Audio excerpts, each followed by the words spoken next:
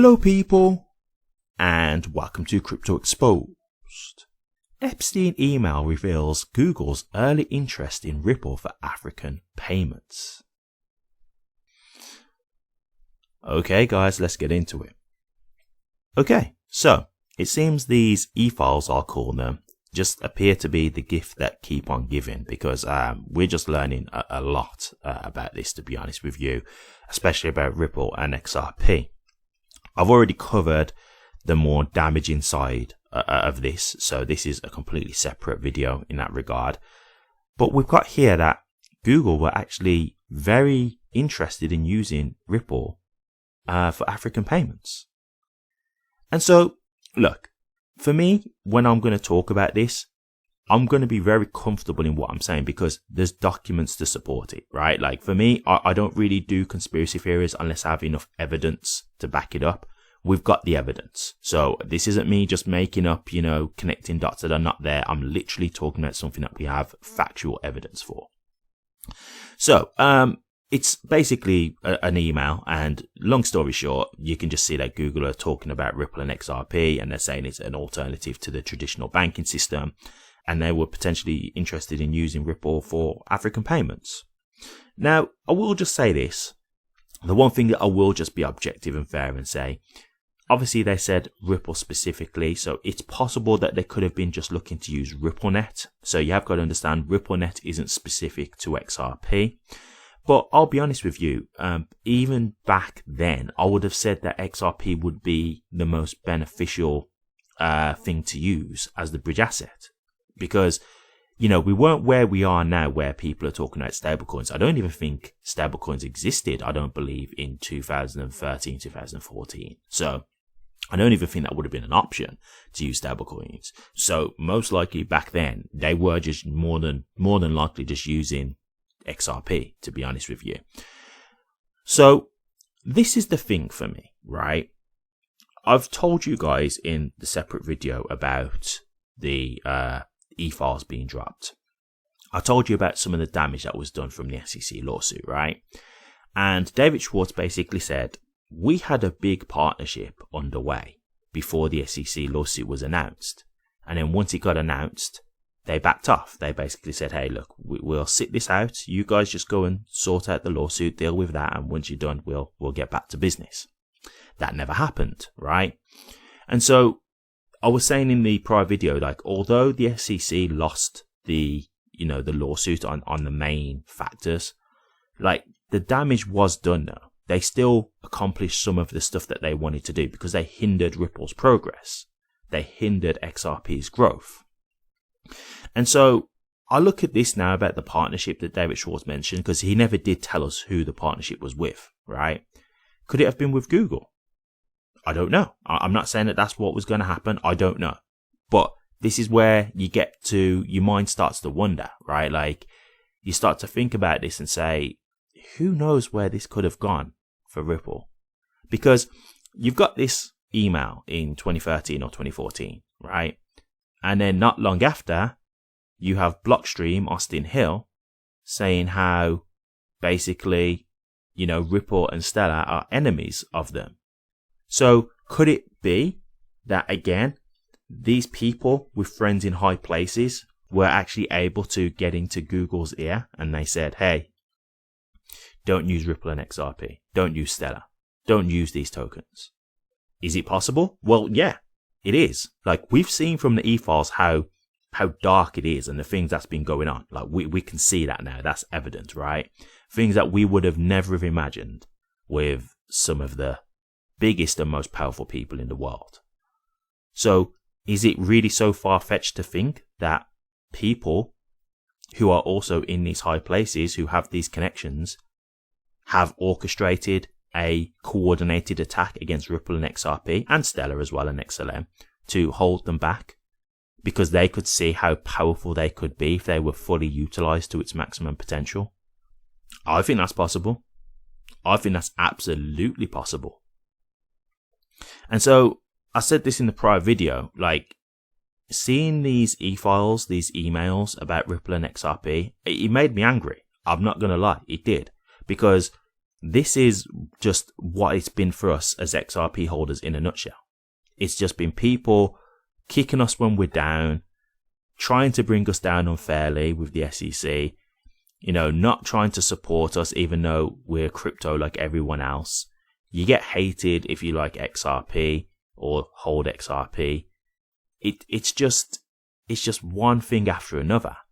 And then when you see this now, think about it, how many cryptocurrencies are there out there?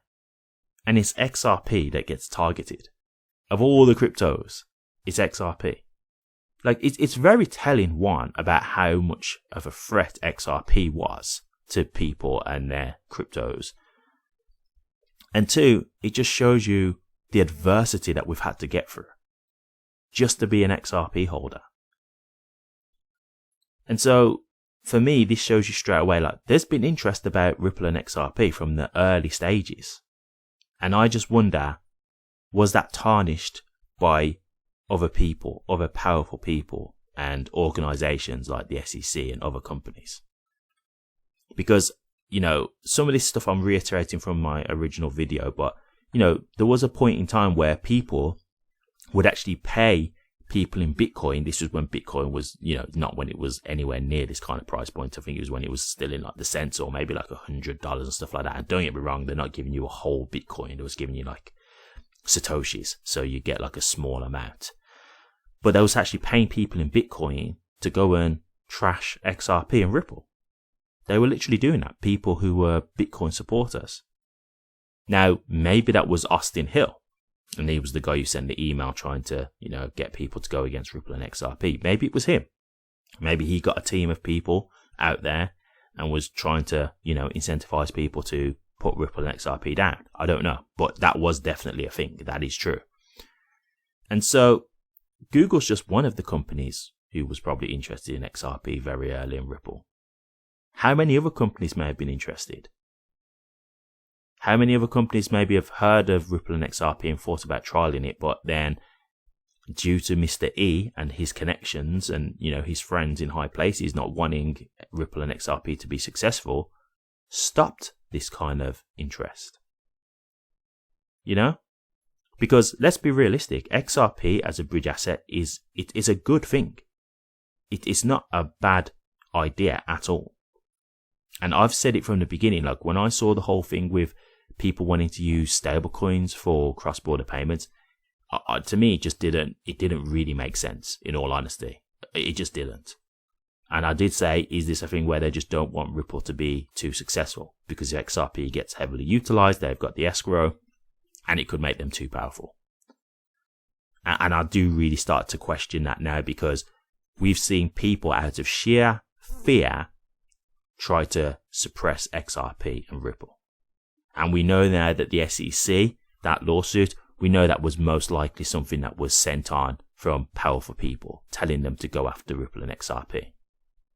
Remember as well, with the SEC, they was asking for Gary Gensler to turn over his records of communication, and they apparently, accidentally, deleted all of his messages.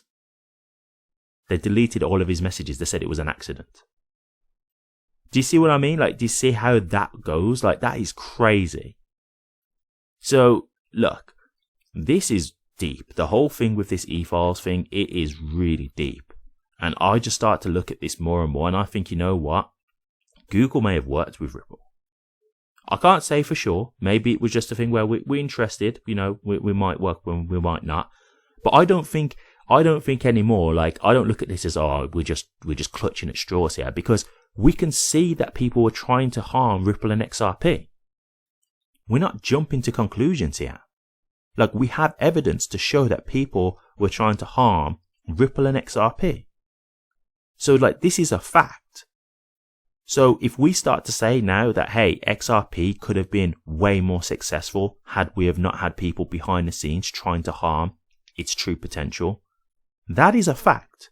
We don't know the degree to what it's harmed Ripple and XRP, but we know it has. And I know that for a fact because of the whole SEC lawsuit. I know how much damage that did because I can actually quantify it. XRP was the only top 10 cryptocurrency in the 2021 bull run that didn't hit a new all-time high. The only one that was in the last bull run that didn't hit a new all-time high. So for all we know, XRP could have got to, let's just say, $7. Let's just keep it conservative. Could have got to, let's say, $7. And it could have been that in this bull run, XRP was going up to $15 to $20. We could be at a completely different price point right now if it wasn't for the SEC lawsuit. That basically effectively shut it out from a whole bull run. And this is why I'm angry when I think about this now, because we had the right coin. We had a coin that was useful. We had a coin that we can see people were interested in. Google were interested in it. But we've had people behind the scenes picking and choosing who wins, not playing fair. We had ETHgate, right? When we did the SEC lawsuit, we found out about ETHgate and how Ethereum were playing dirty. So you also had Ethereum playing against Ripple and XRP. Will Ethereum, like, Consensus, Joe Lubin, Vitalik Buterin, will you see those guys in the e-files? Will they have something to say as well in terms of trying to slow Ripple and XRP down if we were to get, more of the e-files? It's very, very dark, this is. And it just shows you that you don't know behind the scenes how deep this could go. There could be so much stuff, even to this day, still happening behind the scenes, trying to hinder Ripple and XRP. I've always said this, that yes, Ethereum is the number 2 cryptocurrency, but had the SEC lawsuit not have happened, you don't know if that would have still been Ethereum. It could have been XRP, because they used to battle it out over and over again. It was up and down, up and down. One day XRP's in the lead, the next day Ethereum's in the lead. But once that lawsuit happened, that cleared the road for Ethereum. That's where Ethereum got its head start. And that just cleared the path for them. So again, we're at a point where we're seeing foul play again. This is what we have to deal with and endure as XRP holders, and it's absolutely ridiculous. And it's unfair. Obviously, it's unfair. So for all you guys out there who are annoyed when you see stuff like this, you have every right to be, because I am. As a holder, I'm very annoyed about this, because it just shouldn't be the case. We've literally been handicapped from the get-go. These emails are from 2013, 2014. It's just crazy. So they've been trying to stop Ripple and XRP for literally over 10 years. It's insane. It's absolutely insane. So look, the one thing that I will say is, for the people out there who was, looking at XRP, for you guys out there who's frustrated when you look at the price right now, just know that this price could be completely different. Now, I'm not saying that XRP wouldn't be down at the moment as well, because it follows the rest of the market. But what I'm saying is, XRP could be at a completely different price right now. XRP's bear market price could have been, for example, $6 to $7, because it already went up to $12 in the previous bull run or something like that. So, we could be at a completely different price point. I could have effectively have had life-changing wealth in the previous bull run, possibly. Possibly, because if the lawsuit wasn't happening, I truly believe XRP would have had its go in the bull run. I think it would have had its chance to go up in value. It was effectively locked out from the US market, and people was worried about its future. Who's going to invest in that? Who's going to come into a bull run and think, oh, I'll go into this cryptocurrency, which is so hard for me to get that I can only get it from one exchange in America. And also, who knows, the whole cryptocurrency may get banished at some point if Ripple lose this lawsuit. I'll still invest in that. Who's going to do that? Obviously not. So we can see the damage from the price. We can see the effects that it's had. So yeah, it is frustrating. And who knows how many other big companies were interested in Ripple and XRP? We don't know. There could have been huge interest in Ripple and XRP from the early days. But Austin Hill could have been telling people, hey, you need to stay away. They're going to affect our business. You need to stay away from them. It's insanity. But yeah, once again, very interesting seeing this. And to me, the one thing I will say is, guys, and I keep saying it, you backed the right horse, but the race was rigged. That's what this is. That's what this is. So at least you can know, when you doubt yourself about XRP and you get frustrated, it's not that you was wrong. And don't get me wrong, I still think XRP can be successful, but I do question what its success is going to look like at this point now. Because, I don't know what's going on behind the scenes at this point. There could still very much be people, coordinated efforts to hold Ripple back. I've theorized on this already about Swift picking Ethereum for cross-border payments. And then one of the guys, I forgot what he was now, but he's one of the, big dogs in Swift. He hates Ripple and XRP and he just puts it down. And I'm like, is that because your friend Austin Hill is negative about it, so you're just brainwashed by him and following his orders? Or are you afraid that, XRP is a lot more up-to-date and current than Swift and it's better? So you was worried that it was going to take some of your profits, the same way the banks are worried about the Clarity Act because they're worried that stablecoins is going to take away from the banks, being able to hand out their measly interest rates because stablecoins give a way better yield. It's the same thing, right? So then they're trying to stop the Clarity Act because they don't want to lose business because they know that they'll have to give way higher interest rates to compete. This is what I mean. Like it's insanity. It's insanity, but this is the world we're living in. So I'll leave it there. But once again, XRP just showing you the potential was there from early.